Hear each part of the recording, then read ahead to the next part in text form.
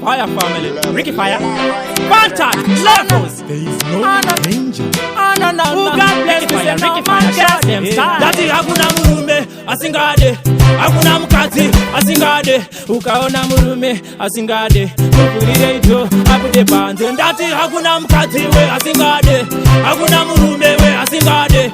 Ukaona mkazi asingade, mupurire ito abude banze. Saka kana asingade.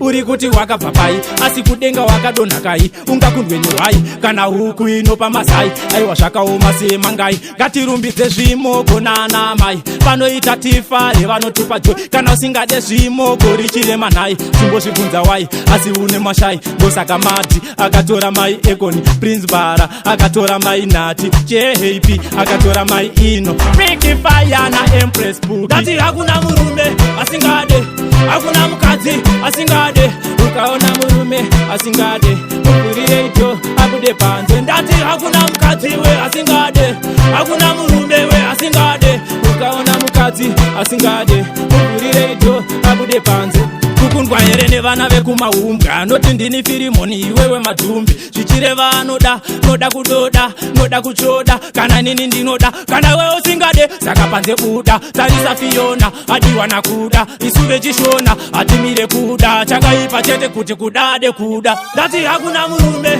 asingade hakuna mukadzi asingade ukaona murume asingade mupurire ito abude panze ndati hakuna mukadzi we asingade hakuna murume we asingade ukaona mukadzi asingade mupurire ito abude panze saka kana usingade uri kuti wakabva pai asi kudenga wakadonha kai ungakundwe nyuhai kana huku inopa masai aiwa zvakaoma semangai ngatirumbidze zvimoko nana mai vanoita tifare vanotipa joy kana usingade zvimoko richire manhai chimbozvibvunza wai asi une mashai ndosaka madhi akatora mai Ekoni Prince Bara akatora mai Nati Chehepi akatora mai Ino Ricky Fire na Empress Puki dati hakuna murume asingade hakuna mukadzi asingade ukaona murume asingade mupurire ito abude panze ndati hakuna mukadzi we asingade hakuna murume we asingade ukaona mukadzi asingade mupurire ito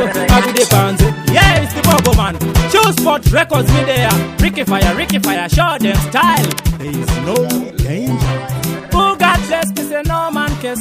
Oh no.